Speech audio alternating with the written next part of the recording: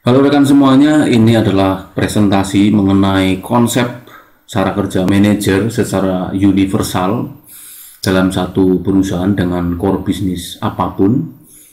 Ini sifatnya konseptual dan substansial karena perusahaan pasti semua memiliki core bisnis, penjualan produk, baik itu produk berbentuk barang maupun jasa.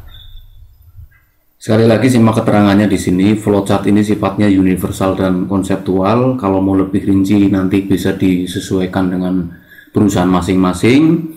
Namun intinya di sini substansinya sama. Manajer punya kinerja dengan siklus dan cash flow seperti ini. Jadi seorang manajer itu punya tugas utama dalam melakukan kontrol dan evaluasi terhadap apa yang menjadi target perusahaan sesuai dengan standar justifikasi pekerjaannya dalam core bisnis perusahaan tersebut. Untuk kinerjanya, cara kerja manajer ini di sini saya berikan 3 line ya, mulai dari yang biru itu higher, black itu normal, dan merah ini yang file. Yang biru ini adalah yang di atas rata-rata. Ini ada lainnya sendiri-sendiri, jadi nanti dengan flowchart ini bisa lebih jelas cara kerja manajer. Langsung saja kita mulai, start dari pertama. Sudah dijelaskan tadi, seorang manajer harus memegang lebih dahulu apa yang menjadi standar justifikasi teknis perusahaan. Standarnya apa harus dipegang dulu.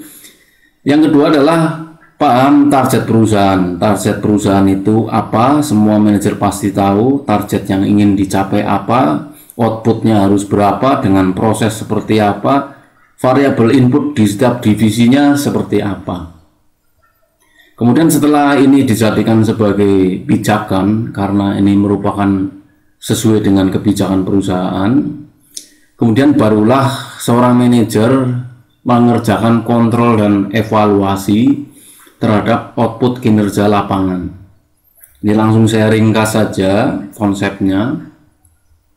Jadi pada saat dia melakukan evaluasi dan kontrol pada kinerja di lapangan di berbagai divisi ya, divisi di perusahaan itu banyak, ada divisi teknis, divisi SDM, divisi humas, divisi HRD, divisi pemasaran, divisi produksi, dan macam-macam lainnya.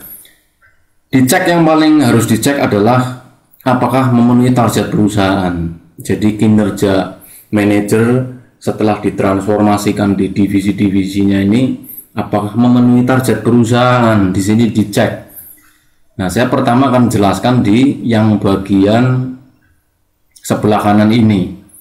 Jika ternyata tidak memenuhi target, kemudian langkah berikutnya adalah dicek apakah ada temuan baru akibat dari target yang tidak tercapai ini.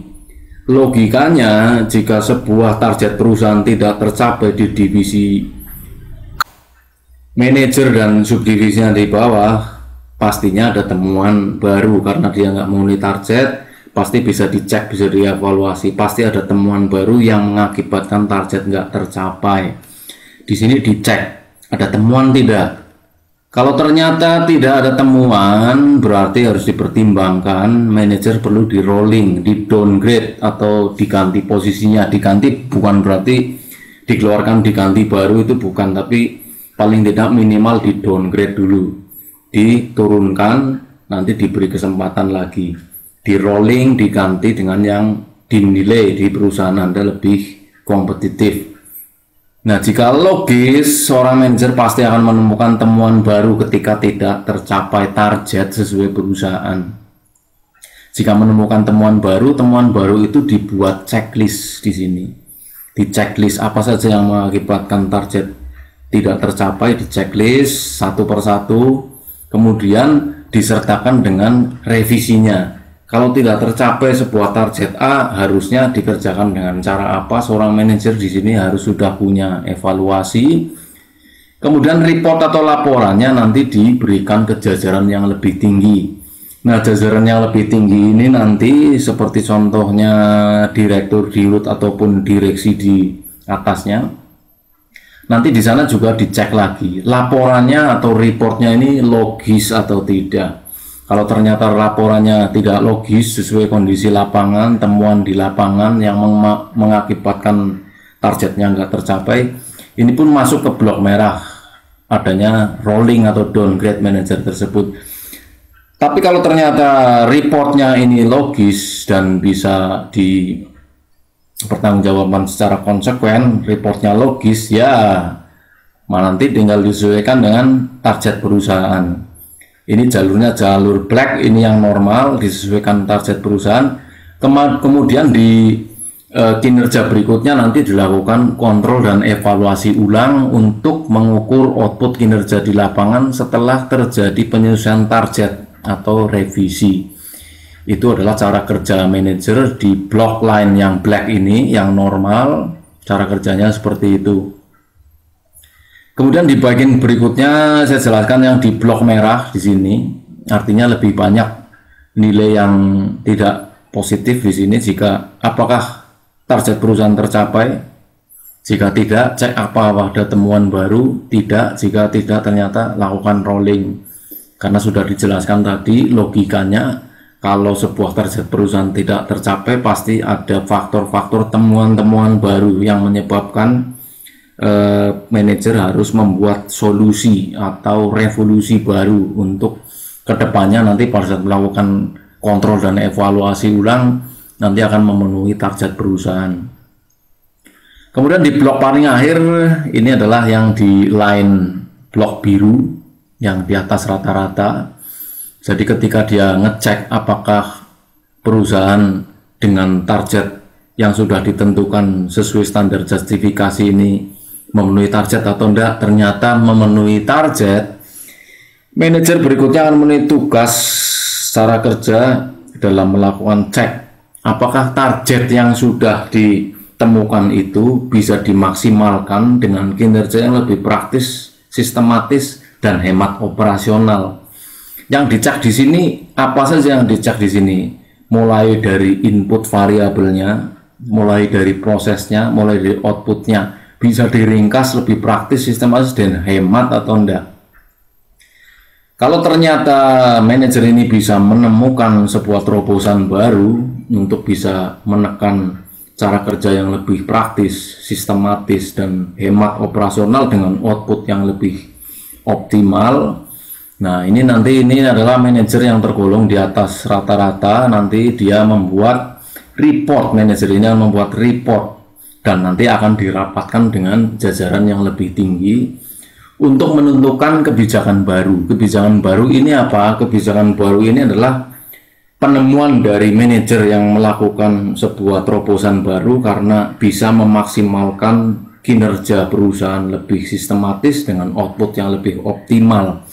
Ini kebijakan baru, nanti bijakannya di sini.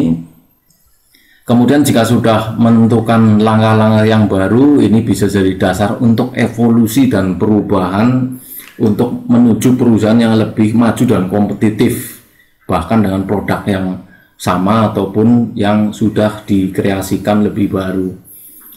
Kemudian setelah ada checklist untuk evaluasi, tentu akan ada upgrade atau peningkatan. Yang ditingkatkan nanti adalah standarnya, yang logikanya yang tadinya standarnya 1 menjadi 1-1, yang targetnya 1 menjadi 1-1, dan berikutnya seterusnya seperti itu. Target dinaikkan.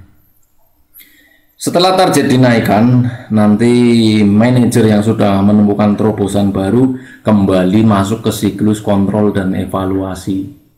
Apa yang sudah ditemukan di situ untuk menunjang terobosan baru perusahaan agar lebih memberikan benefit ke perusahaan dengan core bisnis tertentu, ini nanti dikontrol dan evaluasi lagi. Nanti masuk ke blok pengecekan ini lagi.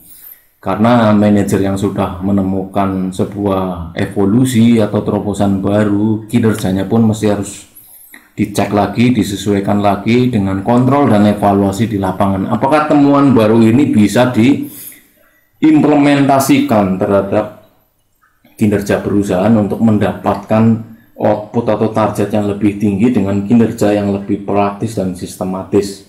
Sebab sekarang adalah era revolusi industri, tentunya persaingan lebih kompetitif, terobosan-terobosan baru sangat diperlukan. Tentunya seperti itu kronologi dan substansinya. Nah, sementara itu mengenai konsep dan cara kerja manajer dalam satu perusahaan, ini sifatnya sekali lagi ini universal dengan core bisnis apapun.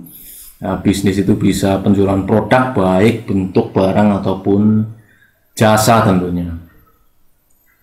Sementara itu yang bisa disampaikan, semoga bermanfaat positif dan aplikatif, semoga ini bisa jadi referensi sehingga nanti kinerjanya bisa lebih bagus, ada evolusi, dan ini bisa dijadikan substansi yang nanti dikembangkan lebih rinci, tentu sesuai dengan struktur perusahaan Anda masing-masing. Semoga lancar dan sukses selalu perusahaan Anda, sukses adalah hak perusahaan Anda. Terima kasih atas intensinya, selamat bekerja dan beraktivitas.